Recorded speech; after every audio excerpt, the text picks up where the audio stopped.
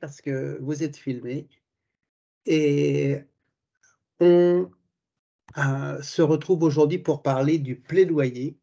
Alors, on est avec John parce que c'est monsieur plaidoyer du consortium. Et, ben, c'est lui, je vous disais, qui va euh, guider cette réunion. Je vous propose simplement que l'on fasse un petit tour de table rapide pour que les gens puissent se présenter. Vous activerez votre caméra et puis vous nous ferez un petit coucou. Alors, je commence par moi, mais moi, vous me connaissez, sauf que j'ai mis des écouteurs, donc ça, peut-être vous n'avez pas l'habitude, mais sinon, c'est bien moi. Donc, je suis Jacques Louva, je suis le conseiller régional pour les projets francophones. Et eh bien, écoutez, on va y aller pays par pays, ça sera plus simple. Je vous propose qu'on aille au Bénin et puis je laisse les collègues du Bénin prendre la parole les uns après les autres pour se présenter. Allez-y. Mon nom, c'est Alice Chaveguia Daran. Je suis de l'équipe WASH de Helvetas Bénin. Voilà. Je ne sais pas si les autres sont là. Salut tout le monde. Okay, Moi, Abdias. c'est Abdias Biosika. Je suis dans la même équipe que Alice en tant qu'assistant technique en hygiène et en assainissement, en communication aussi pour le programme Eau de Helvetas.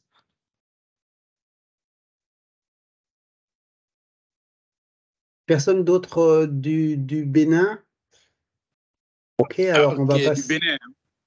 on va passer on va passer au Mali. Au Mali. Oui, au Mali. Bonjour, c'est Jacques et également John et tous les autres qui sont en ligne. Moi, c'est Tabalaba Bourima. Je suis le directeur exécutif de la CNCEPA WASH. C'est une fêtière de la société civile qui travaille sur les questions de plaidoyer, de renforcement des capacités et la production des évidences pour la promotion du secteur eau et assainissement de façon générale et particulièrement dans les milieux de santé, également au niveau des centres scolaires. Merci beaucoup.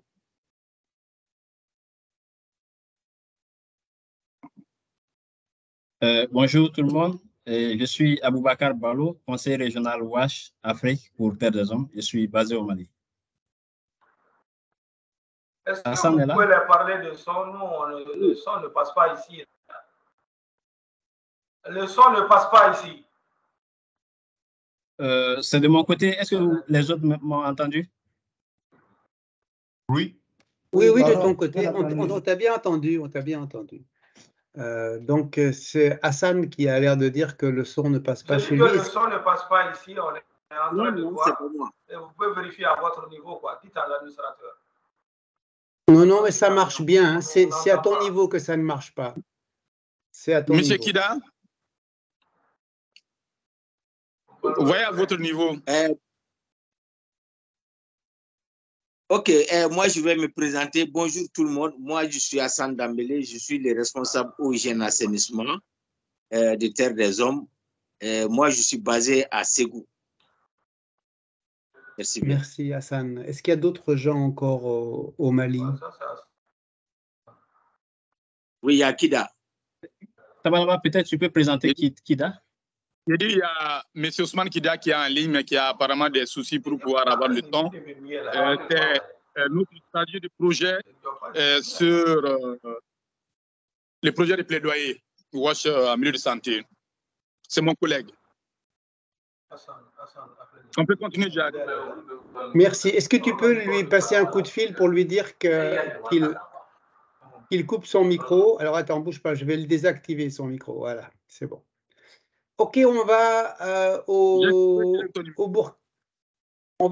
Burkina, s'il vous plaît. Il y a des gens qui peuvent se présenter? Oui. Alors, oui, ok.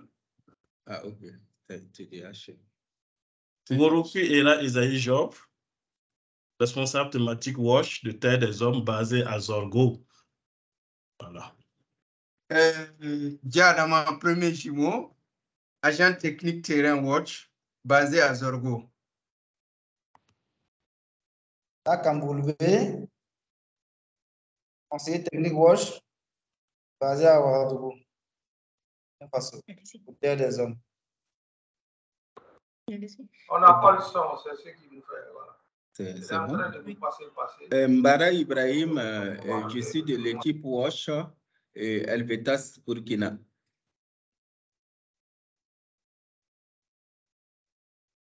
Wendiam Birba, assistante en communication, Helvetas. Bonjour tout le monde, je suis Yamero Poussi Ibrahim, assistant technique pour le projet LAFIA de Helvetas Burkina.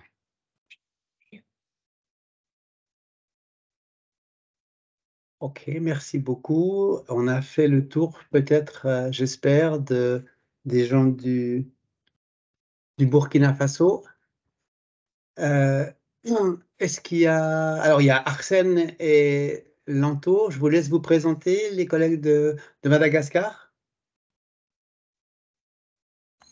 Ok, c'est Arsène Raffiesson de Madagascar.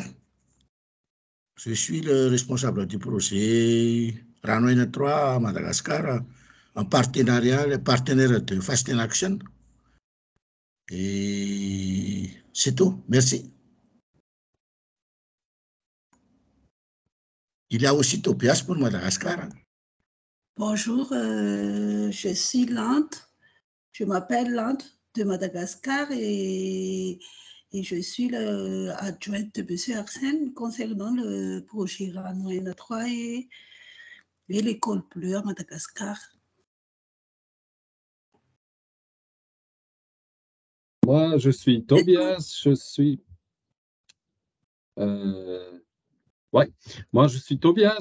le point focal à Action de Carême, Fast in Action. Je travaille ensemble avec Arsène et son équipe dans le projet Ranoïne 3. Rafali, tu peux te présenter aussi?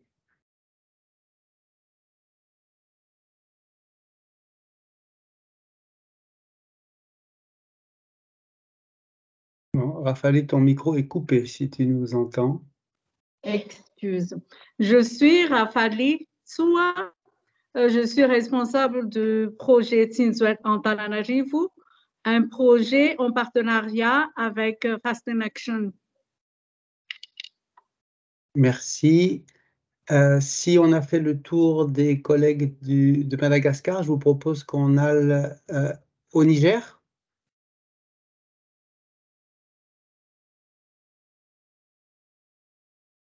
Oui, bonjour tout le monde. Oui, moi, c'est Idrissa Moussa. Je travaille pour SysAid au Niger. Je suis chargé de programme senior, responsable au jeune assainissement, basé à Niamey. Merci. Madame ne faut pas. Voilà, je crois que ça, c'est moi qui suis là. Abdou Salami, tu peux te présenter? Oui, bonjour tout le monde. Moi, je suis Abdou Salami Hamani. Je travaille pour l'ONG Songe, qui est partenaire de HEX dans le cadre de la mise en œuvre du projet de la troisième phase du consortium. Je suis également basé à Niamey. Merci les collègues du Niger. Je pense que c'est fini pour les collègues du Niger. En tout cas, j'en vois pas d'autres. Je vois Lucien qui pourrait nous faire un petit coucou. Oui, bonjour à tous. Bonjour Jacques. Donc, je suis Lucien. Je suis avec Helvetas de retour d'Haïti, où j'étais basé les 5 dernières années. Et je suis avec vous, avec le consortium, pendant un petit temps pour réfléchir, pour accompagner la réflexion sur l'approche systémique. Bonjour à tous. Bonjour à toi, bonjour à tout le monde. Écoutez, je pense que l'on a fait le tour. Si quelqu'un n'a pas eu l'occasion de se présenter, il faudrait qu'il le fasse maintenant. Mais en regardant la liste des participants, j'ai l'impression que tout le monde nous a fait un petit bonjour. Aussi, maintenant, je voudrais simplement passer la main à John, vous dire que ça reste quelque chose de très convivial. On est nombreux, mais sentez-vous absolument libre d'intervenir si vous avez quelque chose à dire. Voilà, on reste entre nous. On n'est pas dans la même place, On n'est pas au même endroit, mais on peut faire comme si on était en réunion. Donc voilà, c'est vraiment sans protocole. Mais sinon, coupez votre micro. Faites attention à ce qu'il reste bien coupé pour pas gêner la réunion. Et puis maintenant, John, c'est à toi. Merci Jacques et merci à tout le monde ici. Et bienvenue à tous pour ce prochain webinaire de notre série sur le plaidoyer WASH par tout le monde. Vous m'écoutez assez bien? Oui, oui, on t'entend bien. Kila, Okay, il faut couper ton micro, s'il te plaît. Oui, oui. Allô, bonjour. Oui, s'il te plaît, tu peux couper ton micro? Okay. Merci. À toi, John. Merci à tout le monde. Donc, et je dois dire que pour vous, pour ceux d'entre vous qui ne se lassent pas de ces dialogues, nous organiserons aussi un webinaire en anglais le 15 mai. Donc, n'hésitez pas à vous joindre à nous le 15 mai si vous le souhaitez. Et comme vous savez dans l'invitation, le programme d'aujourd'hui est assez simple. Un rappel et une discussion sur les 6 étapes de plaidoyer, puis disons, une table ronde sur les défis et les opportunités en matière de plaidoyer auxquels vous êtes confrontés et auxquels vous serez confrontés à l'avenir dans le cadre de vos programmes. Selon moi, la clé de succès des 90 prochaines sera votre participation active, comme Jacques vous a dit. Quels sont les défis auxquels vous êtes confrontés? Quels espoirs nourrissez-vous pour vos efforts de plaidoyer actuels et futurs? Et comment pensez-vous que vos collègues du monde entier peuvent vous informer et vous aider dans votre travail de plaidoyer? Et d'abord, je vous remercie comme toujours pour votre patience avec mon français. Et si possible, je vous demande de parler un peu plus lentement et clairement pour mes oreilles californiennes ici. Donc, merci.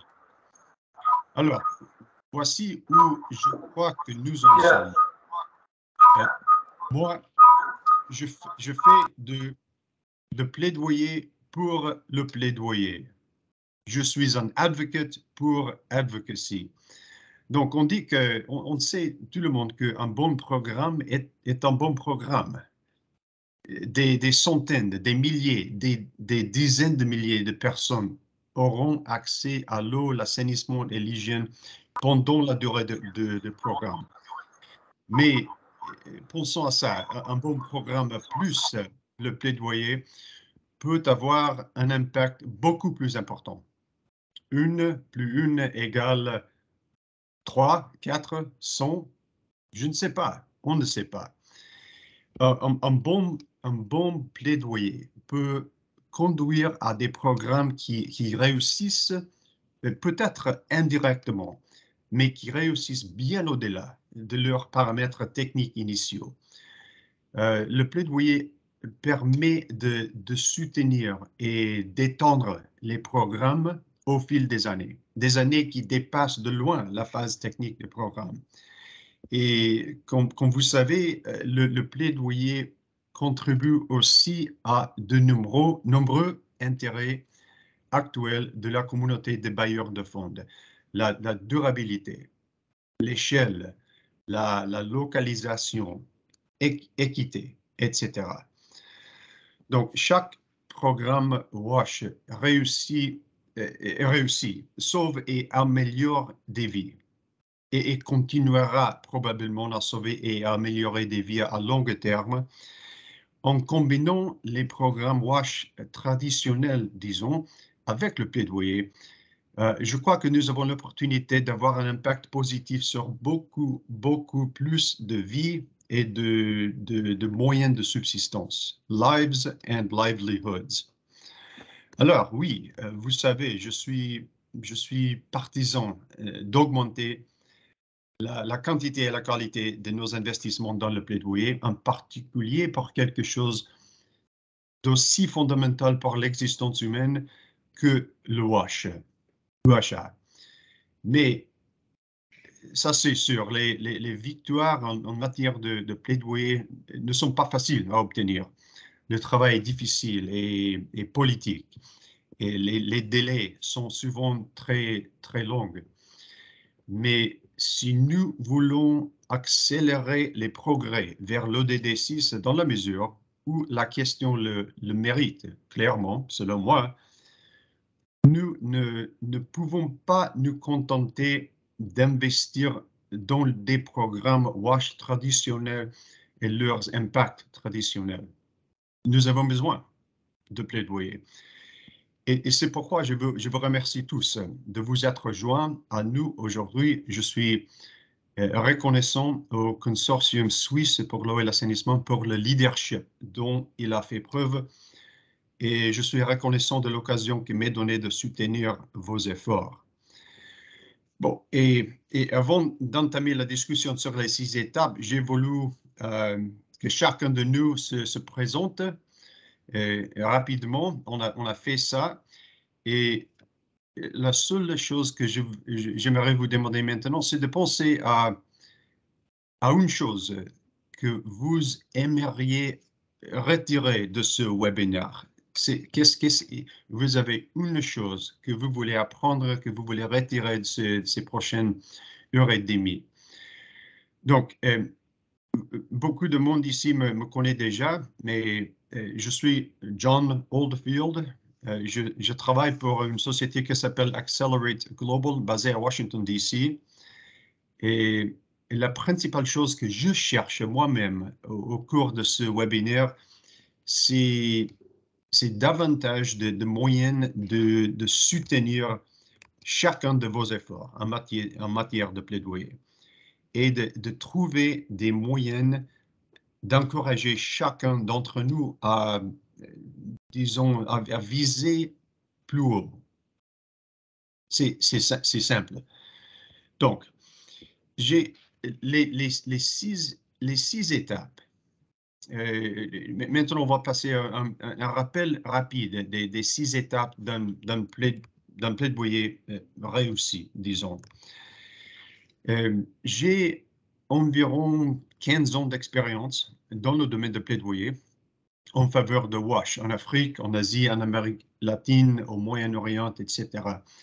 Et la plupart de mes travaux est axé sur Washington, D.C., où je suis basé, et sur l'augmentation de l'aide étrangère.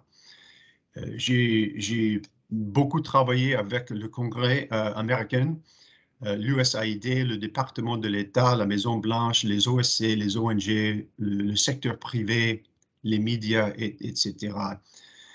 Et toutefois, l'une des expériences les plus enrichissantes que j'ai vécues au cours de ces années a été la possibilité de travailler avec un certain nombre de mes pairs dans les pays en développement, de Bangladesh à l'Afrique du Sud, au Guatemala et une douzaine d'autres.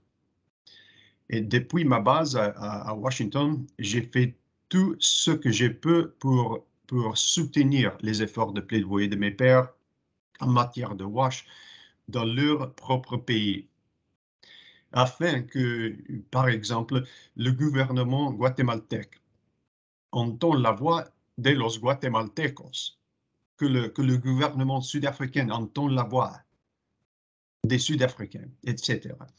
Et certains de ces efforts ont porté leurs fruits, d'autres non, c'est toujours comme ça. Mais l'expérience acquise au cours de ces années m'a permis de distiller les leçons apprises en matière de plaidoyer WASH en quelques étapes simples et essentielles. Et beaucoup d'entre vous connaissent déjà ces 6 étapes, mais d'autres non. Je vais maintenant passer brièvement en revue chacune de ces 6 étapes en donnant des exemples de notre travail au sein de consortium au cours des 2 dernières années, plus ou moins. Et je dois commencer avec ça. Chacun de ces 6 éléments clés est vital et aucun ne fonctionne sans les autres. Mais celui-ci, la demande, est numéro 1 pour une raison. Nous devons faire le plaidoyer en faveur de là où les bonnes solutions. Donc, le premier de ces 6 éléments clés d'un plaidoyer réussi est le message et la demande de plaidoyer. Et selon moi, c'est en fait assez simple, mais absolument vital. Quel est le problème? Quelle est la solution? Et pourquoi plaidez-vous? Pourquoi vous faites de plaidoyer? Qu'est-ce que vous demandez que l'on fasse? Et il existe de nombreux problèmes et de nombreuses solutions. Et gardez cela à l'esprit lorsque vous commencez ou continuez à vous engager sur la voie de plaidoyer. Choisissez une ou plusieurs. Exemple, et pour n'importe quelle réunion à Washington, réunion de plaidoyer à Washington, D.C., j'aurai toujours une demande principale, puis 2 ou 3 autres demandes, disons plus petites peut-être, mais bien liées entre elles. Et par exemple, ma demande principale, il y a 1 an, 2 ans, était de adopter une nouvelle loi et ou augmenter le financement de WASH. Et la plus petite demande serait, par exemple, d'augmenter le pourcentage de ce financement destiné à l'Afrique.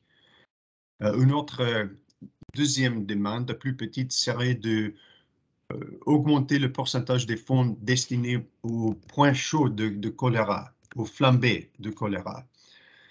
Donc, qu'est-ce que c'est la bonne chose, la meilleure chose ou chose à défendre dans votre pays ou localité? Exemple, il s'agit peut-être de faire en sorte que l'utile WASH Fit soit utilisé au plus haut niveau du ministère de la Santé. Est-ce la bonne chose à demander immédiatement ou vaut-il mieux commencer par des demandes plus petites ou plus localisées? TDH Mali avait besoin d'un plan stratégique au ministère de la Santé plus concerné avec les pauvres et qui incluait davantage les voies des OSC dans son développement. Nous en saurons plus tard d'aujourd'hui sur le passé, le présent et l'avenir de cet effort de plaidoyer au Mali. Exemple, SwissAid et Ex au Niger ont besoin que quelqu'un accepte de payer les factures d'eau dans les écoles et dans les centres de soins de santé après la fin du programme financé par la Suisse. Troisième exemple, peut-être s'agit-il d'une innovation en matière de plaidoyer qui n'a jamais vraiment été essayée auparavant. Par exemple, Déby en Ouganda avec la gestion de l'hygiène menstruelle. C'était une demande de plaidoyer et c'était l'innovation en même temps. Donc, lors de l'élaboration de vos messages et vos demandes, faites tout ce qui est en votre pouvoir pour consulter les parties prenantes appropriées dans votre localité ou votre pays. Consultez des personnes qui comprennent à la fois les problèmes et les solutions les plus appropriées en termes techniques, financiers et culturels. Ce qui fonctionne dans une région géographique, même dans le même pays, vous savez 1000 fois mieux que moi, peut ne pas fonctionner dans d'autres. Un message sur le droit de l'homme à l'eau peut être utile dans un contexte, mais pas dans un autre. Il en va de même pour les solutions. La collecte des eaux de pluie dans une école bleue peut être appropriée dans une région, mais il faudra utiliser les eaux souterraines dans un autre contexte. Ça, c'est évident. Donc, faites tout ce qui est en votre pouvoir pour déterminer l'objectif bon, correct de votre plaidoyer dès les premiers jours. Mais les 5 autres éléments clés de plaidoyer vous aideront probablement à déterminer vos priorités. Et je dois vous dire ensuite, pour compliquer des choses, il faut qu'on se prépare en permanence à modifier vos priorités de plaidoyer en fonction des événements qui se produisent dans le monde politique, dans le monde sanitaire, climatique, des changements de calendrier, de l'arrivée d'autres alliés pour soutenir votre travail, de l'apparition d'opposants, etc., etc. Donc, la demande, c'est le premier élément clé d'un plaidoyer réussi. Le deuxième élément, c'est, disons, le messager, la messagère, les messagers. Une fois que vous avez un message, une demande, vous avez évidemment besoin de quelqu'un pour le transmettre, pour faire cette demande. Et probablement, ce n'est pas vous. Certainement, ce n'est pas moi. Donc, comment déterminer qui doit être cette personne ou ces personnes? Et ma première suggestion, c'est pour déterminer qui serait le meilleur messager et de penser simplement à la confiance. En qui la cible de votre plaidoyer a-t-elle le plus confiance? Est-ce la voix collective de 10 000 futurs maires? Est-ce leur médecin de famille, l'enseignant de leur fille? Pensons peut-être à un chef religieux, à un rotarien, à une personnalité des médias ou un joueur de foot. Peut-être s'agit-il simplement d'un utilisateur de service. Il n'y a pas de réponse unique et correcte. Vous devez toujours travailler avec vos partenaires pour trouver la bonne réponse. Donc, quelques questions que je me pose sur les activités en cours de consortium. Et comment se passe la relation à long terme entre TDH et CNCIAPA au Mali? Quel est le secret de la réussite de cette relation? Et le fait de travailler en étroite collaboration avec un partenaire local a-t-il permis d'identifier les meilleurs messagers de confiance au Mali? On va entendre plus tard. Deuxièmement, la DDC peut-elle être un bon messager de confiance? Rappelez-vous ce que Pierre Kissler nous a dit en Éthiopie. Mettez les délégations suisses au travail pour vous dans le pays. J'imagine que l'offre est la même avec le nouveau contact de la DDC, Marc-André, mais on va voir. Donc, le messager, c'est le deuxième élément clé de plaidoyer. Le troisième, c'est la cible. Et une petite histoire un peu triste a commencé ici. Nous avons chez moi eu une tragédie inattendue aux États-Unis récemment, ce qui a affecté nos cibles. Une des coprésidents de caucus WASH parlementaire au Congrès américain est morte de façon inattendue. Nous n'attendions pas sa mort et ça nous a, c'était triste bien sûr, et ça nous a coûté beaucoup de temps. La députée était en fait à la fois une cible et une messagère. Nous lui demandions de faire des choses, bien sûr, et nous l'équipions également en tant que messagère pour demander à ses collègues députés de soutenir WASH. Et nous n'étions pas préparés, presque pas du tout. Et ce genre de choses arrivent. Des élections ont lieu. Les cibles se désintéressent ou changent de commission. Donc, lorsque vous réfléchissez à vos priorités en matière de plaidoyer, pensez également aux cibles.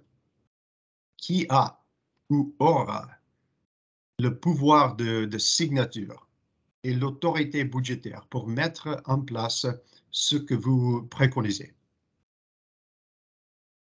Une question pour vous, pour votre considération, c'est est-ce que vous travaillez à la fois avec des politiciens élus, je veux dire soumis à des élections, et avec leur personnel permanent et technocratique, si on peut dire ça en français? Au Niger, qui à long terme est responsable de paiement des factures d'eau pour les écoles et les centres de soins de santé? C'est les maires, les installations eux-mêmes, les utilisateurs finaux. Je ne suis pas certain. Les objectifs changent-ils au fur et à mesure que les choses progressent? Notre plaidoyer est-il suffisamment flexible pour s'adapter à ces changements? Et qu'en débit de Aix en Ouganda, qu'on débit travaille à la promotion de la gestion de l'hygiène menstruelle dans les camps des réfugiés, les cibles, évidemment, changeront lorsque ces camps de réfugiés fermeront. Donc, débit, est-ce qu'elle sème des graines de plaidoyer avec des autorités locales et avec des personnes responsables dans les localités de la santé des filles et des jeunes femmes réfugiées lorsqu'elles retourneront dans leur communauté d'origine? Vous voyez comment ils changent toujours les cibles. Le quatrième élément clé, c'est le timing. C'est difficile de trouver un mot en français pour ça, mais c'est quoi le bon timing? Et d'une part, la réponse, au moins selon moi, est facile. Commencer cet après-midi, pourquoi pas? Le timing est toujours parfait. Mais d'autre part, nous devons bien sûr être efficaces. Nous ne pouvons pas tout faire tout le temps. Et ainsi, lorsque vous planifiez vos campagnes de plaidoyer, réfléchissez aux décisions clés qui sont prises concernant les lois et les budgets de votre localité ou pays. Quelle est la date de la prochaine réunion de conseil municipal? Quand auront lieu les prochaines élections? Quand a lieu la prochaine révision de la stratégie nationale de l'éducation? Existe-t-il par exemple des journées mondiales de célébration qui pourraient être utiles? La journée de l'eau, de la santé, de l'éducation, de l'hygiène menstruelle. Est-ce qu'il y a des événements qui se déroulent dans votre pays et que vous pourriez exploiter à des fins de plaidoyer? Existe-t-il des événements en dehors de votre pays que vous pouvez exploiter? Par exemple, lorsque les Nations Unies ont déclaré que le WASH était un droit de l'homme en juillet 2010, la prochaine déclaration de ce type pourrait-elle être importante pour le calendrier de vos efforts de plaidoyer? Beaucoup de questions. Le cinquième élément clé, c'est la plateforme. Mais la plateforme, c'est un concept un peu difficile à décrire. Tout d'abord, à quel niveau est-ce que vous voulez intervenir? Peut-être plaidoyer à la base avec 10 000 étudiants dans les rues. Peut-être à haut niveau. Une seule conversation calme et privée. Ou quelque part entre les deux niveaux. Et par exemple, une association une douzaine d'infirmières et infirmiers. C'est quoi la plateforme? Mais deuxièmement, une deuxième manière de décrire la question de plateforme, c'est de réfléchir au médium, au moyen le plus utile. Peut-être les discours publics sont-ils la meilleure approche. Une vidéo comme au Niger et en Inde, ou radio, télévision, journaux.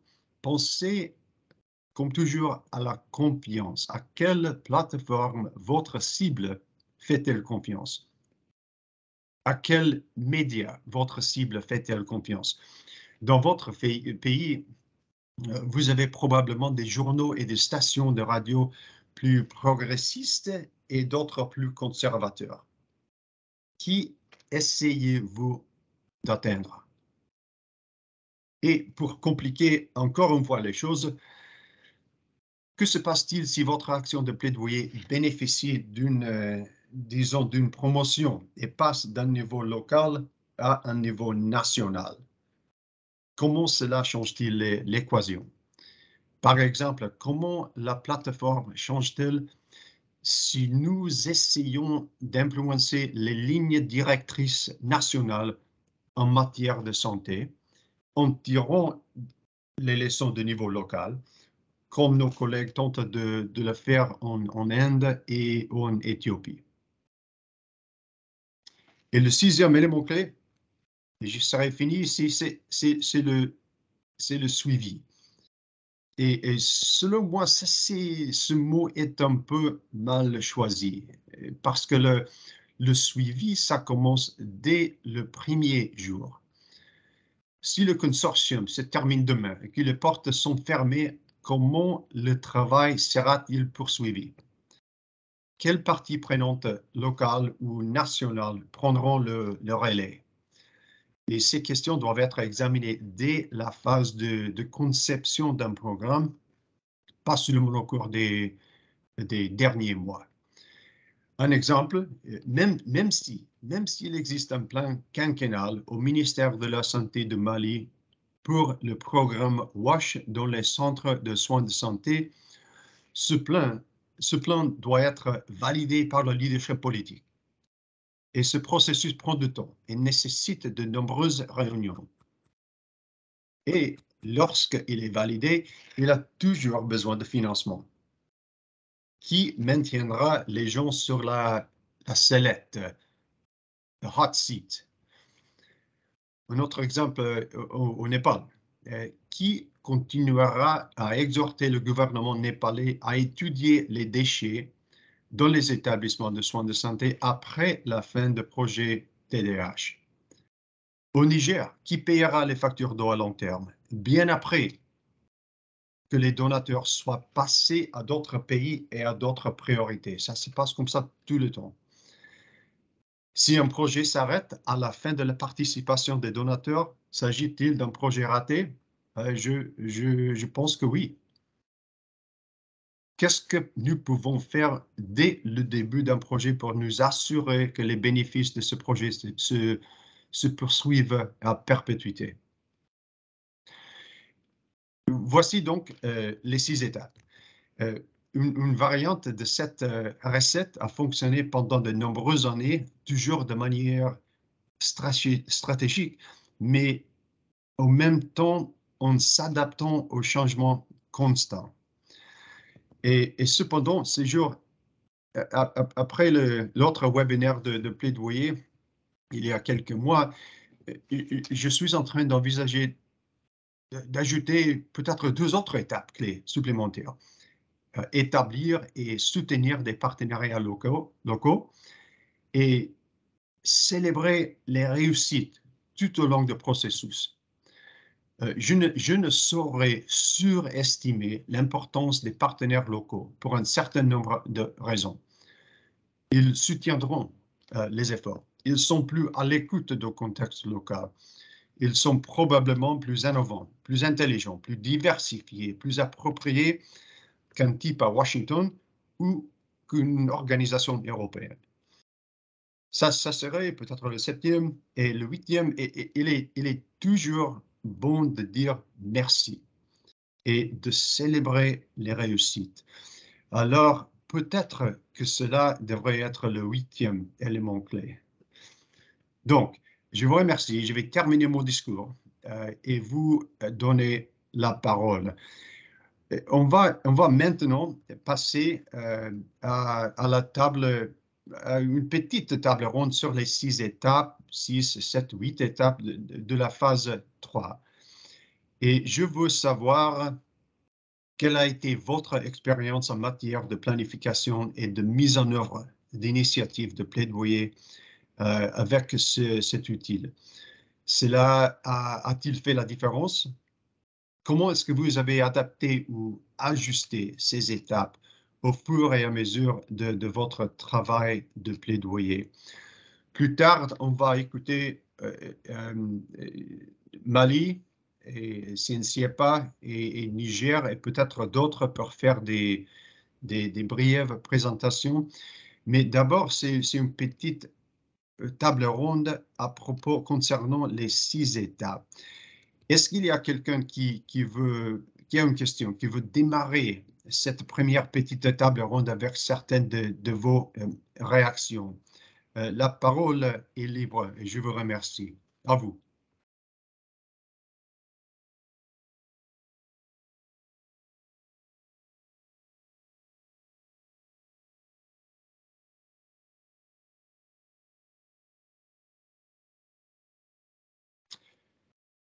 Oui, Aboubacar, j'ai vu la main levée. Ah, ouais. OK. Oui, on y va d'abord. Allô? Oui, et c'est Kida aussi. Peut-être on peut commencer avec Kida. Oui. OK. Merci. Je peux intervenir. Kida, la parole est à vous.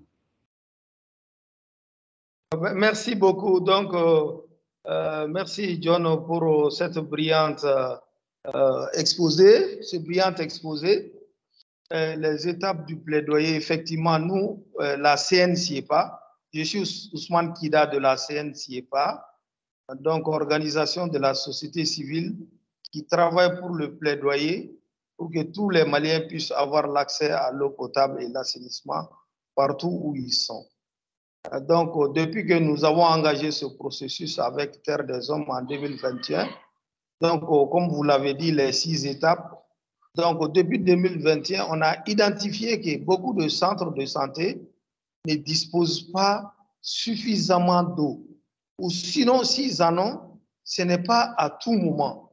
Ou même si c'est à tout moment, ce n'est pas dans tous les compartiments.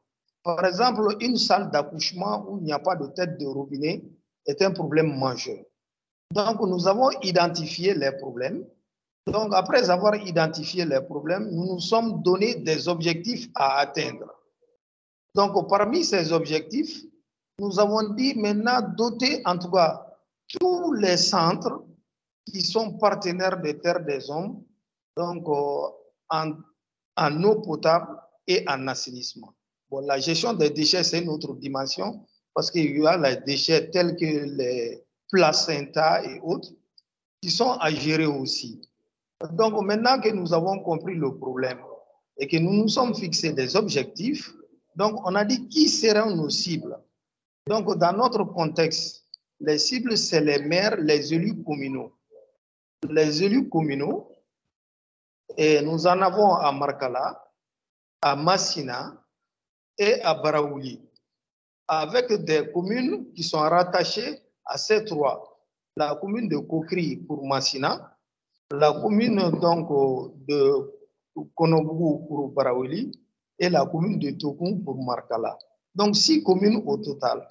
Donc nous sommes parvenus à convaincre grâce au plaidoyer, c'est-à-dire le bien fondé, que tous les centres puissent avoir de l'eau, de l'assainissement partout et à tout moment. Donc nous sommes parvenus à convaincre les responsables qui sont les élus communaux. Donc, notre processus est en bonne phase. Nous sommes à la phase d'insérer la part du budget qui doit être donnée aux centres de santé pour qu'ils en fassent de l'eau. On avait commencé, mais malheureusement, j'avais dit que les textes sont les textes. Le budget communal est révisé 1 fois par an, donc tous les 6 mois. Donc, le budget était adopté déjà avant que nous n'arrivions à cette phase du plaidoyer. Mais l'accord de principe est acquis qu'au mois de juin prochain, donc toutes les communes partenaires, Baraouli, Massina et Markala, donc se sont engagés avec nous. Oui, pour donner un certain montant aux WUSH dans les centres de santé. Donc, nous sommes en train d'avancer. Et d'ailleurs, dès le mercredi prochain, le mercredi 3 mai, nous allons les réunir tous à Ségou pour les réinterroger s'ils tiennent à leurs promesses. Et nous avons profité de l'occasion pour faire venir d'autres cercles, d'autres localités du Mali qui ne sont pas dans les rayons d'intervention des terres des hommes, mais qui ont fait des progrès pour qu'eux aussi viennent partager leur expérience avec nos communes partenaires de Ségou. Le mercredi, nous allons faire ce travail-là. Et après ce travail, directement, nous allons nous rendre sur le terrain chez eux pour voir la promesse qu'ils ont tenue, s'ils vont le faire dans le budget communal. Et si c'est fait dans le budget communal, ça ne serait pas tout. Vous avez parlé de suivi dans le plaidoyer. C'est très important. Il ne faut pas qu'on en fasse pour l'année 2023 ou même 2024 et après retourner la manivelle. Donc, il faut que ceci soit un processus continu. Quand on adopte le principe en 2023, donc on va continuer 2024, 2025 jusqu'à l'horizon des ODD. En tout cas, c'est ce que nous sommes en train d'entrevoir. Donc, mon directeur m'avait dit que notre temps était limité. Donc, je voudrais m'arrêter là et si vous avez des questions à me poser, et je vois Idrissa qui tend un peu la main et je vous salue encore. Merci, merci Kida. Merci pour la clarification et l'histoire. Oui, on va écouter, on va entendre Tabalaba plus tard aujourd'hui dans ce webinaire. Donc, il y aura une autre opportunité de mieux comprendre la situation au Mali. Donc, Idrissa, peut-être c'est à vous prochainement, et puis Aboubakar, et puis des autres voix, s'il vous plaît. Idrissa, oui, la parole est à oui. John, peut-être je peux, comme c'est le Mali, je suggère que je complète ce que Kida a dit, et si Idrissa le permet. Idrissa, c'est bon? Pour ne pas perdre le fil, voilà, le fil de la réflexion, en fait. Donc, merci, Kida. Et justement, pour un peu rapidement le contexte, au Mali, on intervient dans 10 centres de santé dans le cadre de la phase 3 et on a sollicité et obtenu le fonds GAF de 70 000 CHF. Donc, 10 centres, c'est clair que à l'échelle du Mali, ce n'est rien pratiquement. Mais le but pour nous du plaidoyer, c'était de faire en sorte que notre impact puisse être élargi au niveau du pays. Et l'objectif recherché, c'était que les services WASH soient de qualité dans les centres de santé au Mali et que ça soit durable. Donc, justement, pour résumer un peu, s'inscrit dans la logique de l'approche systémique. Donc, on a, dans un premier temps, avant les 6 étapes, fait une analyse de situation. Et cette étape-là, je pense qu'elle fait partie aussi de la demande, parce qu'il fallait comprendre de façon globale le contexte institutionnel, les acteurs, et puis analyser le rôle et responsabilité des différents acteurs. Donc, cette étape a été fondamentale dans le plaidoyer qu'on a conduit avec la CNCPA. À la suite de cette étape préliminaire, il y a eu un atelier national de réflexion stratégique. Et là, c'est en quelque sorte le point de départ et la clé en fait du travail de plaidoyer. Donc, cette réflexion a été faite sur la base de l'analyse des acteurs qui a été faite en amont, qui nous a permis de savoir quels sont les acteurs du système, quel rôle chaque acteur joue.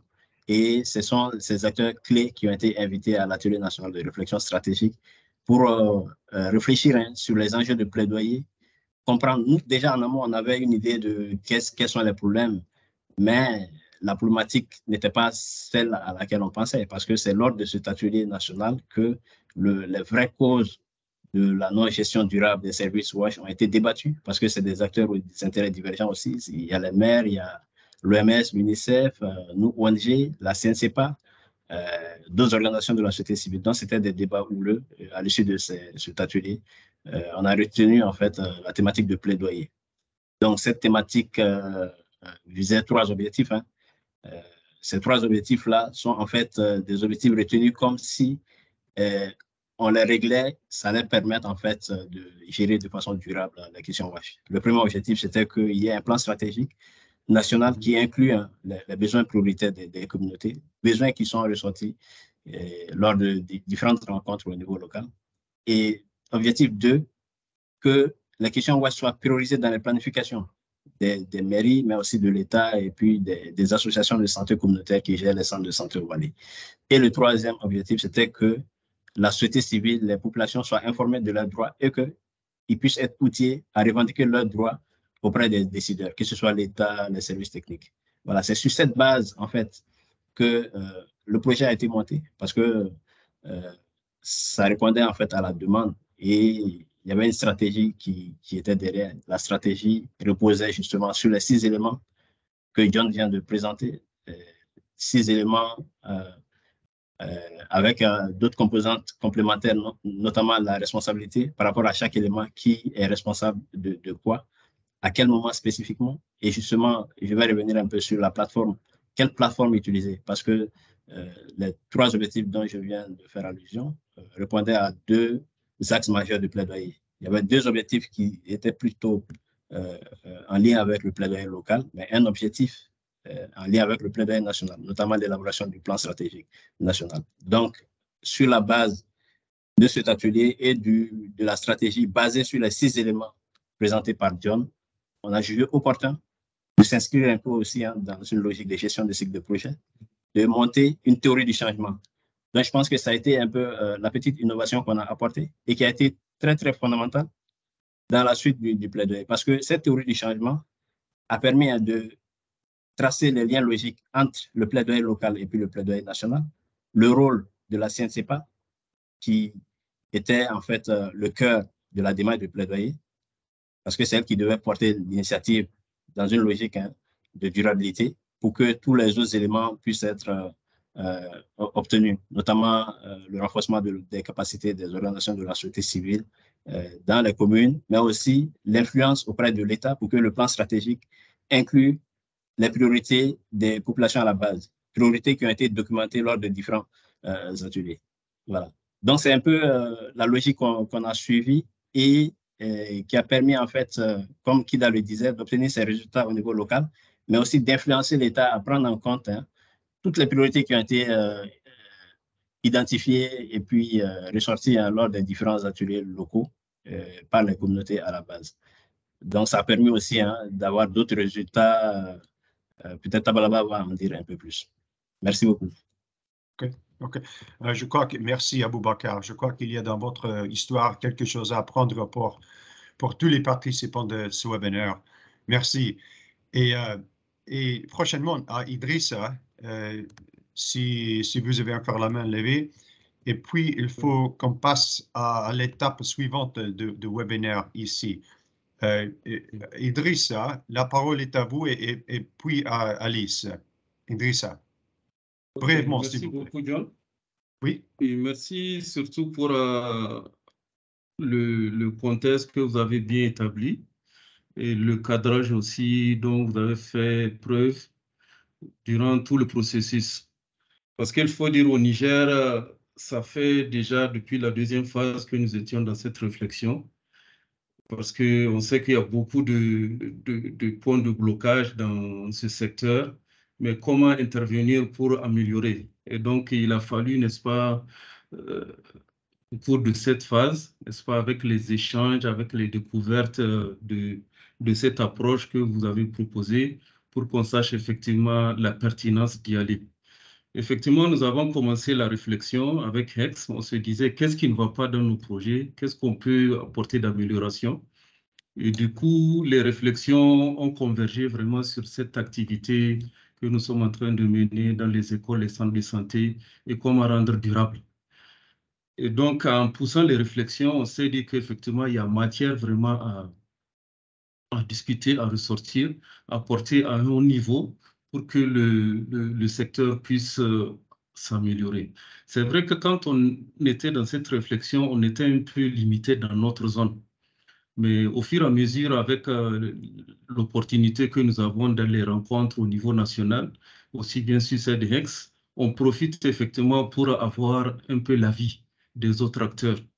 Effectivement, il est ressorti que ce blocage n'est pas seulement lié aux zones d'intervention de CCDX, mais en fait, c'est une situation qui est ressortie d'une manière générale sur l'ensemble du territoire national. Et donc, ce qui fait qu'on s'était dit, vraiment, ça a lieu de porter ce message, vraiment de porter le message faux, de mobiliser les acteurs qu'il faut pour que ce secteur puisse être vraiment s'améliorer. Et vraiment, on peut remercier le coaching parce qu'au début, on se disait quel message allons-nous porter? On pensait à la durabilité, on pensait un peu au service. Vraiment, il y avait beaucoup d'idées qui étaient ressorties. Mais vraiment, on s'était rendu compte que pour vraiment porter un plaidoyer, il faudra que ce message soit clair. Ça peut être simple au vu de certaines personnes, mais quand même, c'est un message clair qui peut poser le problème et donc de voir quelle solution adopter. Effectivement, au Niger, le paiement de la facture, c'est une réalité. Tout le monde est en train de vivre ça, mais il fallait quand même ressortir, n'est-ce pas, toutes les évidences liées à ça, poser le problème, mobiliser les acteurs et voir ensemble quelles solutions on pourra trouver. Parce qu'au Niger, le contexte, en fait, là où nous travaillons en milieu rural, il y a eu les transferts de compétences. Et au Niger, l'accès à l'eau, d'une manière générale, c'est vraiment trop faible. Et donc, l'État pourra vraiment améliorer ce secteur. Donc, on préconise un peu ce qu'on appelle les mini-petits villages. Et il faut reconnaître aussi qu'au Niger, les centres de santé, les écoles, en tout cas, plus de 90%, arrivent à avoir accès à l'eau à travers ces ouvrages. Donc, c'est à travers la réalisation de ces ouvrages qu'on arrive à implanter des points d'eau dans ces centres de santé, dans ces écoles. Effectivement, il y a un guide, il y a une stratégie de comment gérer ça, mais dans la pratique, on s'est rendu compte qu'il y a quand même un problème sur le terrain. Et quand on a fait l'état des lieux, il est ressorti plusieurs manières de comment payer ces factures et qui ne garantissent pas en fait cette durabilité. Et après cette étape, il y a eu cette seconde phase qui consistait, n'est-ce pas, à créer ce dialogue entre les acteurs au niveau local pour qu'eux-mêmes se prononcent. En tout cas, il y a eu une multitude d'acteurs qu'on a pu réunir qui se sont prononcés. Et on voit effectivement que l'engouement, l'envie de recherche de solutions, ça existe aussi bien au niveau des acteurs locaux, des responsables, les élus locaux, des services techniques. En tout cas, tout le monde vraiment est disposé à trouver cette solution et c'est aussi en fait une gage de réussite pour ce que nous sommes en train de faire. Et vous l'avez dit, l'obstacle que nous avons constaté en fait, c'est la durée du projet. Parce que nous avons démarré un projet en fait un peu tardivement. Là, la phase 3 est en train de finir. Alors, les activités sont en cours, on n'a pas encore fini. On s'est dit, on se pose déjà cette question, est-ce que nous pouvons vraiment atteindre le but d'ici la fin du projet ou pas? Donc, ce qui nous rassure, c'est vraiment le fait de mobiliser tous ces acteurs, parce que c'est pas SUCED, c'est pas HEX qui porte le projet, c'est vraiment tous ces acteurs qui sont maintenant conscients, qui sont impliqués, intégrés dans le mouvement pour la recherche de solutions. Et je pense que même si nous n'arrivons pas à atteindre cet objectif d'ici juin, je pense que les acteurs qui sont déjà préparés pourront en fait prendre la relève. Donc voilà en fait ce que j'ai voulu dire par rapport à ce que vous avez présenté et un peu quelques mots sur notre projet. Je vous remercie. Ouais, merci à vous, Nrissa. Comme je vous avais dit, le plaidoyer, c'est pas facile. Ça, c'est évident au Niger, c'est évident en Mali, c'est évident chez moi aux États-Unis. Bon, je veux passer à Alice pour connaître sa réaction. Et puis, il faut qu'on écoute Tabalaba Bourema de la CNCFA aussi pour ces 3-4 minutes de présentation. Bon, Alice, passons à vous et la parole est à vous. Alice. Merci beaucoup, John. Merci pour le rappel de ces 6 éléments qui constituent les étapes d'un plaidoyer réussi. Et mon intervention va s'articuler en fait autour. Je vais parler de notre expérience à lumière de ces 6 points-là. On n'est pas de centre de santé d'un ouvrage d'eau. Mais quand on a fait l'état des lieux et tout ça, on s'est rendu compte que le problème de l'eau et de l'assainissement ne se situe pas seulement à donner des infrastructures. Donc, il y a aussi beaucoup d'autres problèmes qui sont liés à ce manque d'eau, comme par exemple la question de l'hygiène, du lavage de mains, de comment les gens gèrent aussi les questions de déchets au niveau des centres de santé, comment les dans des fosses appropriées, etc. Et donc, le WashFit a été un outil, une opportunité pour nous de dire, voilà un outil qui peut permettre de résoudre l'ensemble de ces problèmes au niveau des centres de santé et ne pas seulement s'arrêter de l'eau, mais à contribuer à résoudre toutes les problématiques liées à la qualité des soins au niveau des centres de santé. C'est comme ça que nous avons commencé avec le WashFit au niveau des 6 centres de santé. Comme disait Boubacar, c'est au moins 600 d'entre eux qui ont montré quand même cette expérience à petite échelle au niveau de ces 600 de santé. Avec les acteurs locaux, on est allé tout droit avec les acteurs de l'élection d'avancer à travailler et maintenant commencer à venir progressivement en haut, aller présenter l'approche au niveau des cibles qui sont au niveau du département. Et c'est là que nous nous sommes rendus compte que nous ne pouvons pas seulement travailler au niveau local, mais il faut aller aussi au niveau national. Si on veut viser un grand impact, il faut aller au niveau national. Et donc, le message que nous nous sommes dit, c'est comment adopter le WashFit au niveau national pour que ce soit une approche qui est mise en œuvre par toutes les formations sanitaires du Bénin, que ce soit dans les 6 centres de santé. Donc, voilà comment le message a été formulé. Et le message a été porté. Si on peut parler de messager, en fait, on va dire c'est Helvetas. Peut-être que Helvetas n'est pas le bon messager, mais c'est pour le moment dans le processus, c'est Helvetas qui a été le messager. Et Helvetas s'est fait appuyer par un autre lié qui est UNICEF, étant donné que UNICEF aussi connaît bien ce que c'est que le WashFit. Donc, on a essayé alors de se faire accompagner par UNICEF pour faire ce plaidoyer-là au niveau national. Et au niveau national, c'est pas le ministère de la Santé, je vais dire, c'est pas l'autorité, c'est pas le ministre de la Santé qui a été visé, mais c'est la direction même qui s'occupe des questions d'assainissement au niveau des communautés. Et donc, c'est la direction de la santé communautaire et de l'hygiène de l'assainissement de base. C'est cette direction-là que nous avons visée et c'est avec ça que nous avons beaucoup changé. Et on va dire que, comme John le disait tout à l'heure, la cible peut changer à tout moment et puis ça peut bouleverser avec son équipe au processus. Il y a quelques mois, avant ce directeur-là, c'était une directrice, mais on n'a pas réussi à avoir, comment je vais dire, un rendez-vous jusqu'à ce qu'elle ait été affectée sur notre poste. Et c'est quand le nouveau est venu que nous avons eu la chance de commencer nos échanges avec lui. Et donc, effectivement, la cible peut changer à tout moment, mais pour l'instant, on profite du fait qu'il y a une oreille attentive pour faire le maximum avant que ce directeur ne soit muté sur notre poste. Sur le timing, c'est vrai qu'on n'avait pas identifié un timing, on s'est jeté dans le processus, mais quand on a fait l'atelier de contextualisation des indicateurs au niveau national, bon, entre-temps, on a évolué dans le processus avec les indicateurs. On a fait un atelier national pour la validation, pour la contextualisation des indicateurs. Et c'est à cet atelier que le directeur disait qu'ils sont en train actuellement d'élaborer une stratégie nationale de la qualité des soins.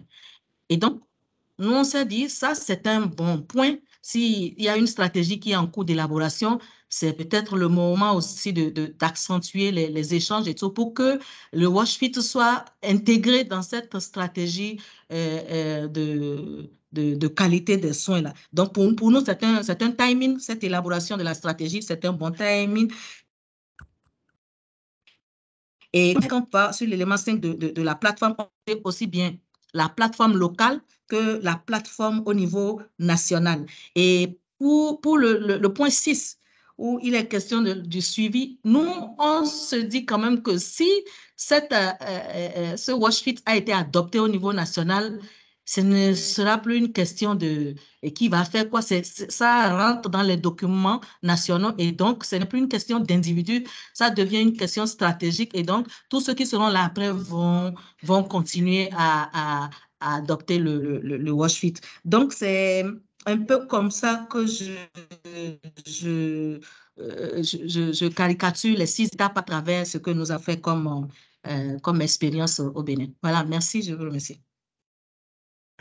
Merci Alice. Il faut qu'on parle plus tard de 7e et 8e étape aussi.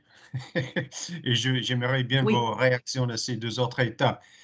Mais donc, on n'a que 21 minutes qui restent dans ce webinaire. Wendy, s'il vous plaît, si on peut revenir à vous dans quelques minutes, je dois donner la parole à notre ami Tabalaba pour une brève présentation si Tabalaba, vous avez des autres choses à ajouter vis-à-vis TDAH au Mali et CNCFA. Donc, Tabalaba a accepté de parler d'un sujet tellement important pour aujourd'hui, c'est la collaboration en cours entre une organisation suisse et une organisation malienne, TDAH et CNCFA. Et j'ai bien sûr des questions à lui poser. Comment s'assurer que les acteurs locaux sont aux commandes? Les défis locaux nécessitent un leadership et des solutions locales. Et comment est-ce que nous pouvons décentraliser les processus de prise de décision et l'appropriation? Donc, Tabalaba, la parole est à vous. Et si je peux vous demander pour 3-4 minutes, une très brève présentation, je vous remercie. Il faut découper le micro aussi. Voilà. D'accord. Ok, merci beaucoup, John, et à tous ceux qui sont autour de la table. Merci également à Jacques, à tous mes compatriotes maliens également, ceux qui sont en ligne. J'ai suivi avec beaucoup d'intérêt l'intervention de John sur les différentes étapes en lien avec les questions de plaidoyer. C'est toujours bon en termes de rappel pour que les gens sachent que le plaidoyer, c'est un outil comme tant d'autres, mais c'est un outil aujourd'hui extrêmement important dans la vie des nations et également dans le développement durable. C'est un outil indispensable. Et surtout en Afrique, comme vous le savez, il y a les règles et il y a aussi les attitudes. Comment faire en sorte que les attitudes ne viennent pas enfreindre le fonctionnement des règles? C'est en cela où on peut aller comprendre que le plaidoyer a un intérêt particulier. Et ceci m'amène à juste par rapport à ce qui a été développé par mon collègue Kida et également approfondi par Paulo, je ne reviens pas là-dessus. Je pense que les autres également pays en ont suffisamment parlé. Et moi, je m'en vais juste pour aller interroger quelques points. Parce que quand vous prenez le cas du Mali, et en quoi la collaboration que nous avons avec TDH et voire avec le consortium est un cas de succès, vous l'avez indiqué que ça a été un cas de succès, mais les autres pays ont besoin de comprendre en quoi c'est un cas de succès, où est la plus-value, qu'est-ce qu'il y a une particularité dans le cadre de cette collaboration. Je m'en vais dire que nous, aujourd'hui, la première préoccupation, est-ce qu'aujourd'hui, les organisations locales que nous sommes, est-ce que nous sommes à la commande de ce processus? C'est important de le savoir. Est-ce que ce n'est pas TDH qui a amené un projet comme tant d'autres? On veut comprendre.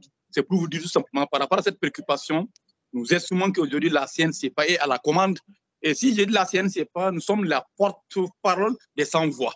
Autrement dit, la CNCFA au niveau national, nous sommes la porte-parole des sans-voix, notamment les communes d'intervention dans la région de Ségou. Également, c'est des ESC au niveau local. Et c'est des communautés, c'est des organisations de jeunes, de femmes, donc des maires, au niveau des ASACO. C'est toutes ces voix que nous portons en réalité. si je dis les porte-voix, c'est en exercice important.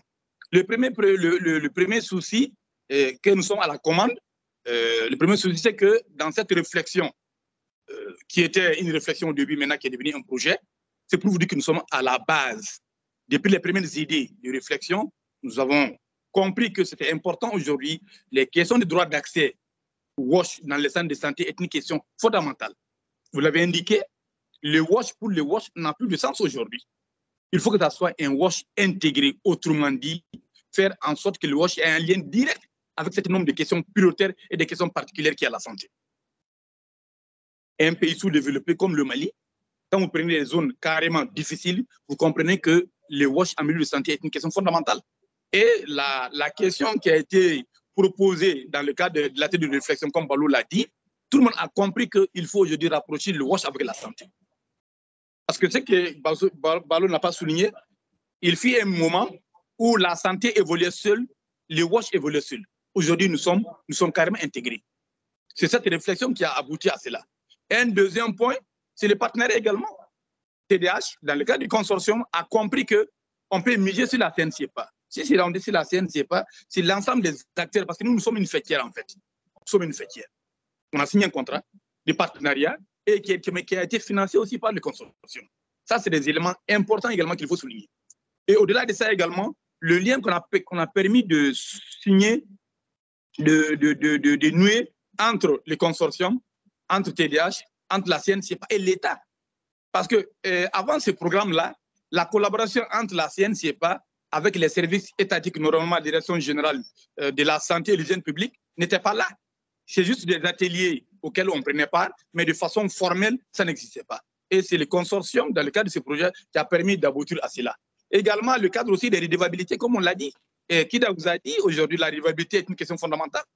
Parce que quand vous prenez les maires qui aujourd'hui qui sont mandataires de ce nombre de prérogatives au nom des communautés, ont compris dans ces zones d'intervention que tout ce qu'ils font comme travail, ils le font pour les communautés. Ils le font pour les communautés. Et mettre l'accent aussi sur les éléments essentiels. Et le développement, il est global, on est d'accord. Mais aujourd'hui, les questions de WASH et les questions de santé, c'est des questions absolument prioritaires dans nos pays en voie de développement. Et nous estimons qu'on doit travailler pour aller dans ce sens. Et ce projet nous a permis de pouvoir aller dans ça. Donc, c'est pour vous dire que par rapport à l'appropriation de ce processus-là, l'appropriation, elle est entière aujourd'hui. La CNCPA, pour vous dire aujourd'hui, est au cœur de l'action. Tout le monde peut en témoigner. Dans les éléments suivants qu'on va développer certainement dans le processus, vous allez vous rendre compte aujourd'hui que si on parle de WASH en milieu de santé, la CNCPA est toujours là. Au-delà même du DDH, tous les autres partenaires nous y invitent pour pouvoir participer à ce processus-là. Ça, c'est une dynamique qu'il faut encourager. En parlant également en tant que leader, quand vous êtes un leader, il y a aussi des défis. Il y a aussi des défis. Les défis d'abord au niveau national, mais ces défis aussi se transforment aussi au niveau local. Parce que tantôt, souvent, ce qu'on oublie, dans le cadre de ce projet, on a pu faire la triangulation entre les défis au niveau local, si je dis local au niveau de la base, les défis au niveau régional et les défis au niveau national. Cette triangulation permet, dans le cadre du plaidoyer, de pouvoir faire une sorte d'analyse qui permet aux décideurs de comprendre que, tenez-vous bien, il est important d'aller aujourd'hui dans cette logique. Ce n'était pas si évident à l'époque, mais aujourd'hui, cela est bien possible. Et ça, c'est grâce au leadership de la CNCPA, certainement dans le cadre du consortium, mais également en partenariat avec également TDH, qui a eu confiance en nous et qui travaille de concert avec nous. Un autre également défi que j'allais soulever, c'est également l'éveil de conscience. Aujourd'hui, c'était un défi à l'époque. Aujourd'hui, nous pensons qu'aujourd'hui, les communautés qui ont eu le renforcement des capacités de la CNCPA, nous-mêmes, dans le cadre de cette collaboration, on a eu beaucoup de formations qui nous ont permis de comprendre le lien, l'enjeu entre le WASH et la santé. C'est vrai qu'on intervient dans le cadre du WASH, mais on ne savait pas que ces liens étaient un lien fondamental. Et on a compris que pour aller au développement durable, il faut mettre l'accent sur ces éléments-là. Aujourd'hui, cela a été possible. Maintenant, quelle expérience que nous pouvons partager avec les autres de cette collaboration de façon précise? Le premier élément, c'est d'abord les ESID. Les espaces d'interrégulation qu'on a eu à faire, démocratiques, ont permis aux maires aujourd'hui de s'engager carrément. Pour que vous tenez-vous bien, désormais, dans le cadre de WASH, voici l'argent que nous allons mettre pour que ça aille au niveau de la santé. Cela n'était pas possible. Et le dialogue entre les élus communaux et les communautés ont été possible. Et cela même a permis de lever une certaine confiance, méfiance entre les élus communaux et également de ces communautés-là. Et un autre aspect également qu'on va suivre, c'est les mécanismes de redevabilité. Puis-je vous arrêter là? Oui, non, je vais juste clôturer. Je veux juste clôturer pour vous dire que ces mécanismes de redevabilité aujourd'hui est sur le terrain. On a compris aujourd'hui que si nous travaillons, nous devons travailler pour tous et on doit rendre compte. Et nous, au niveau de la CNC, parce qu'on ne vous a pas dit, nous, ce partenariat avec TDH dans le cadre du consortium, nous a permis d'avoir 2 nouveaux partenaires, World Vision et également Borda, qui veulent aussi expérimenter, mettre à échelle cette approche que nous avons eue avec TDH. Ça, c'est des éléments concrets, comme on le dit, qu'on veut mettre sur la table pour vous dire jusqu'à combien, c'est-à-dire ce partenariat a été fructueux pour nous. Et également, même la continuité de ce partenariat semble être assez utile parce qu'il y a des défis également qui restent à être relevés. Merci beaucoup, John. Merci Tabalaba. Vous avez des autres choses bien intéressantes à nous expliquer, j'en suis sûr, mais je veux laisser du temps pour des autres réactions aussi. Merci. Donc, je veux passer la parole prochainement à Wendy Mbirba de Burkina. Et puis, j'aimerais bien donner la parole encore une fois pour quelques brèves réactions de Idrissa. Et après Wendy, Idrissa, si vous voulez ajouter rapidement l'histoire de votre relation au Niger avec Regea, je crois que peut-être on a quelque chose à apprendre de cette relation avec le réseau de journalistes, alors que nous en savons plus sur la manière de travailler plus étroitement avec les partenaires locaux. Donc, ça touche à Wendiam. La parole est à vous, et puis à Idrissa. Wendiam, s'il vous plaît. OK, merci John. C'est Mbara au micro de Wendiam. D'accord. Merci à John, merci à Jacques pour ces initiatives. Et effectivement, dans le cadre de la mise en œuvre de nos projets, nous, c'est l'École Bleue. Et on était vraiment dans des questionnements où on n'avait pas de solution. Et depuis qu'on a commencé à parler du plaidoyer, et paf, tout de suite, on a compris que on était inscrit dans un processus où on n'allait pas aboutir. Tout simplement, j'explique, dans le cadre de la mise en œuvre de l'École Bleue, nous, on travaillait beaucoup plus pour maintenir en tout cas cette question de durabilité et inscrire dans les zones d'intervention, en tout cas cette question d'approche bleue pour vraiment maintenir les questions d'hygiène et assainissement qu'on a trouvé très importantes. Et effectivement, nous avons réussi parce que nous avons pu convaincre et la communauté, nous avons pu convaincre les autorités locales. Maintenant, le questionnement à notre niveau, c'était comment faire pour aller à l'échelle et que faire pour que cette approche-là soit vraiment reconnue et répandue et pratiquée, surtout pratiquée. C'était vraiment les questions. Mais à travers les 6 étapes, on a compris qu'il y a vraiment un travail à faire. Et on était peut-être juste au niveau des messages et on n'avançait pas du tout. Et là, on a compris qu'on peut vraiment rentrer pleinement dans cette question de plaidoyer qui ne peut pas être dissociée de la question de durabilité. Voilà, on peut travailler en pensant qu'on a posé les bases pour une question de durabilité, mais tant qu'on ne passe pas par le plaidoyer, pour aller plus haut, et quelqu'un l'avait dit, je pense que c'est Alice, aller plus haut au niveau national, et il y aura toujours cette question de retour en arrière qui fera qu'on va penser toujours que rien n'a été fait. Et c'est ce qu'on vit actuellement. Et qu'est-ce qui se passe quand on prend par exemple l'approche École Bleue? Nous avons des enseignants, c'est vrai, nous les avons formés, nous avons formé les élèves, nous avons formé la communauté et le projet est content, on dit, ben, si c'est une question de durabilité, d'acquis, il y a une base, il y a quelque chose, il y a un potentiel qui a été vraiment laissé au niveau de cette zone d'intervention. Mais la question reste là. Les acteurs qui sont là, c'est des acteurs du gouvernement qui seront affectés. Un enseignant qui est affecté, qui a les capacités, qui a les connaissances sur l'École Bleue, qui est affecté et un nouveau qui vient qui n'a pas de connaissances. Sommes-nous toujours dans la durabilité? Puisque c'est des nouveaux élèves qui vont venir. Et là, c'est pour vraiment remercier et vraiment John et remercier ce qui est en train d'être fait. Et nous sommes contents parce que nous sommes en train de nous positionner pour cette question du plaidoyer. Et déjà, on a beaucoup d'éléments et nous sommes vraiment en pleine réflexion de comment exploiter le maximum possible les acquis que nous avons et faire face donc à nos cibles. Merci bien, c'était mon intervention. Merci Ibrahim, merci, tellement intéressant. Je suis toujours, comme tout le monde, sur la table ronde ici. Nous sommes toujours à votre disposition au Burkina. Donc, Idrissa, je ne sais pas si vous avez quelque chose à ajouter concernant le REGEA comme une partie prenante locale. La parole est à vous brièvement, s'il vous plaît, Idrissa. Merci. Voilà, merci beaucoup, John. Effectivement, j'avais même partagé le lien avec le REGEA. Je pensais qu'il aura l'occasion aussi de venir parler, comme l'a fait Tabalala. Mais ce matin, je l'ai relancé. Malheureusement, il est un peu souffrant. Et le partenariat SUSAID REGEA et maintenant Consortium REGEA, c'est en fait un vieux partenariat. Et ça rentre dans le cadre un peu des stratégies que nous avons adoptées pour la mise en œuvre de projets, pour un peu faire la communication de ce que nous sommes en train de faire, pour que les gens comprennent bien et aussi donner la possibilité, n'est-ce pas, aux acteurs locaux de porter leur voix. Donc, ce qui fait que nous avons initié ce partenariat avec REGEA dans le cadre de nos projets pour célébrer des journées mondiales de l'eau, pour célébrer des tables rondes avec ce partenaire. Et il faut reconnaître aussi que REGEA, quand même, c'est un des acteurs aussi actifs au niveau national sur les questions WASH, parce qu'ils arrivent à organiser des ateliers, des forums au Niger, des forums au niveau international. Ils participent à plusieurs symposiums, forums au niveau international. Et vraiment, c'est des acteurs qui sont en train de se mobiliser pour améliorer ces secteurs.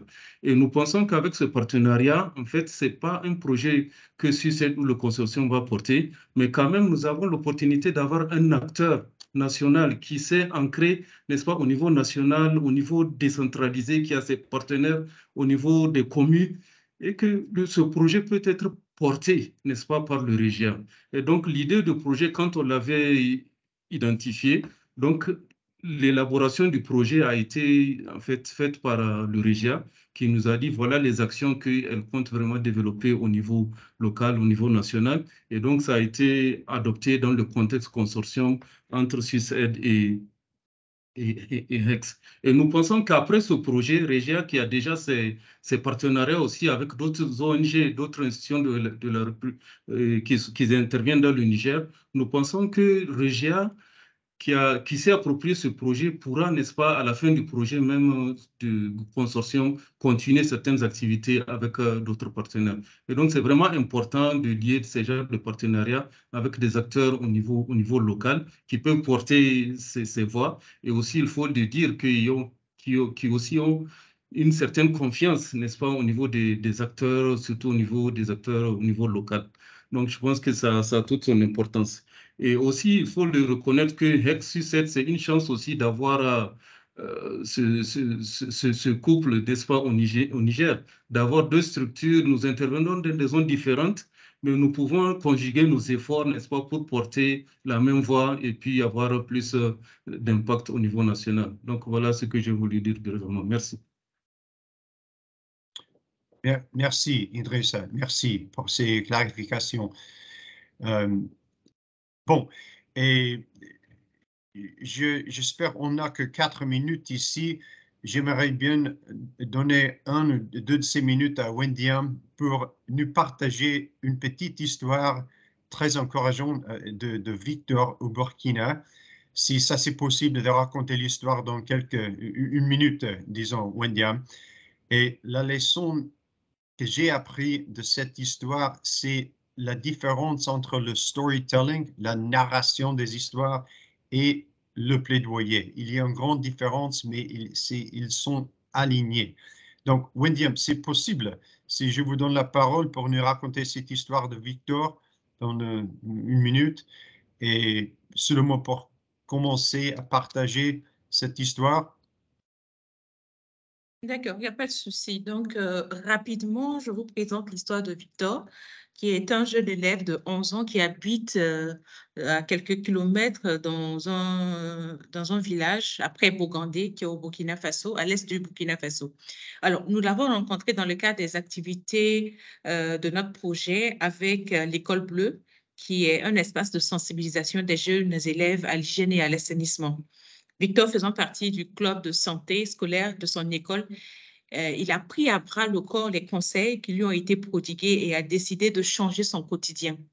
En effet, il faut voir que la plupart des ménages dans cette zone-là manquent d'hygiène. Ce n'est pas leur priorité. Et la famille de Victor déféquait à l'air libre car il n'y avait pas de toilette au sein de leur concession. Et de ses petites mains, le petit Victor a décidé de creuser seul une fosse septique afin de construire une latrine. Sa famille, loin de l'encourager, voit en cette décision des caprices d'enfant. Et le petit, qui ne se décourage pas pour autant, il continue à creuser jusqu'à atteindre la profondeur d'1 mètre tout seul. Et c'est à partir de ça que la famille décide de s'impliquer dans le projet et lui apporte main forte. Ensemble, ils vont finaliser la construction de la latrine. Et c'est en finissant de construire cette latrine que la famille va comprendre l'importance d'avoir des latrines au sein d'une concession. Et ce qui va les booster, et finalement, ils en construiront 4. Et ces 4 latrines-là, ça permet du coup à 40 personnes de ne plus faire les besoins dans la nature et ça préserve leur santé également et également l'environnement dans lequel ils vivent. Donc, cette histoire de Victor est un symbole fort d'un enfant qui, par la sensibilisation, décide d'être un ambassadeur de la propriété auprès de sa famille et de toute sa communauté. Alors, nous avons décidé de mettre cette histoire en scénario pour que ça puisse être un plaidoyer auprès de tout le monde. Voyons que cet enfant, un enfant de 11 ans, comprenne la nécessité pour sa famille, pour sa communauté, d'avoir des latrines au sein d'une concession. C'est un exemple que tout le monde devrait suivre. Et ça permet également de booster le travail des uns et des autres, surtout ceux qui sont sur le terrain, qui font pieds et mains pour que les messages de sensibilisation et que les bonnes actions puissent prendre. Ça permet également à eux d'avoir un écho favorable. Ils se disent, voilà, notre travail n'est pas vain, puisque ça porte des fruits. Et même un enfant de 11 ans donne de l'exemple. Et également, ça permet d'encourager les enseignants à suivre également cette voie et aussi toute la communauté autour de comprendre l'importance, parce que quand c'est un enfant qui fait passer un message, je pense que la portée est encore plus forte que lorsque c'est un adulte. Donc, voilà à peu près ce que j'avais à dire sur l'histoire de Victor et ce que nous attendons réellement derrière cette histoire pour que ça puisse impacter non seulement sa communauté, mais également le monde. Voilà. Merci Wendia. Je vous avais dit que c'est une histoire très encourageante. Un seul jeune homme à l'est de Burkina. Et c'est une bonne histoire parce qu'elle nous aide à comprendre la différence entre une histoire convaincante et le plaidoyer. Il manque évidemment de plusieurs étapes pour que l'histoire de Victor devienne le plaidoyer. Et la question que je me pose maintenant, c'est si et comment Victor pourrait devenir un messager au Burkina. Si et comment l'histoire de Victor peut être utile pour les efforts de plaidoyer WASH au Burkina Faso, on va voir. Mais il est déjà, nous sommes à 31 minutes, à 91 minutes de webinaire et il faut conclure. Et c'est évident, aujourd'hui, c'est clair que nous n'avons pas eu assez de temps aujourd'hui pour cette conversation. C'est peut-être une bonne chose, mais au moins de nombreuses graines ont été plantées. Et ça c'est pas la fin de la conversation.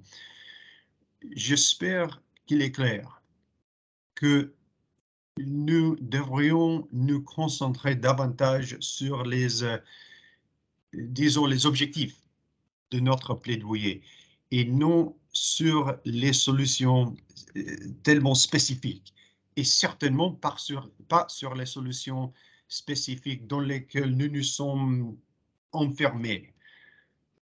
La réalité politique, comme nous avons appris des tables rondes d'aujourd'hui, la réalité politique nécessitera des solutions multiples.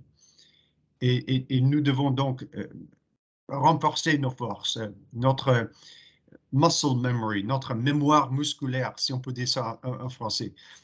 Nous devons renforcer nos ressources humaines et nos budgets de plaidoyer. Aucune stratégie quinquennale de plaidoyer ne survit à son premier contact avec les dirigeants politiques sans faire un pas en arrière. Il faut toujours prendre ces pas en arrière, mais puis aller en avant 2 pas. Donc, je vous suggère que faisons tout ce qui est en notre pouvoir pour nous soutenir mutuellement ici. Je suis bien sûr à votre disposition, mais surtout, j'espère catalyser plus de tables rondes comme celle-ci, pour plus des échanges soude, disons. Je suis toujours à votre disposition un à un. Et si vous voulez qu'on organise une autre table ronde comme ça pour partager plus des histoires, plus des défis, plus des solutions pour le plaidoyer, on pourra le faire facilement. Et dernièrement, je vous remercie à nouveau pour votre temps, pour votre intérêt et votre passion pour le plaidoyer. Et j'attends avec impatience les prochaines étapes. Merci. Et je ne sais pas, Jacques ou Ababakar, si vous voulez le dernier mot. Écoute, je ne veux pas particulièrement le dernier mot, mais bon, comme je suis le doyen et puis le sortant dans cette histoire, je le prends. En tout cas, merci à tous, c'était intéressant, c'était surtout instructif. On voit qu'il y a pas mal de projets qui sont déjà en train de se bagarrer avec le plaidoyer. Et ça fait plaisir déjà de vous voir tous, parce qu'on sentait manifestement que ça vous plaisait de venir. Et puis j'espère surtout qu'on aura l'occasion de retravailler encore sur cette thématique du plaidoyer. Voilà, je vous remercie. C'est enregistré, donc ça sera disponible.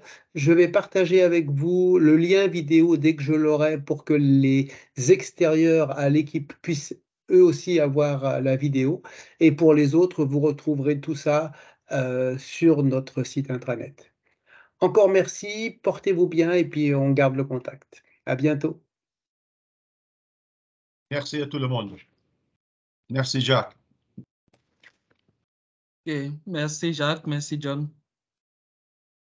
Merci. Au revoir à tout le monde. Au revoir. Merci, au revoir tout le monde. Au revoir. Grand merci, John. Merci. Au revoir tout le monde. Bye bye. Au revoir tout le monde.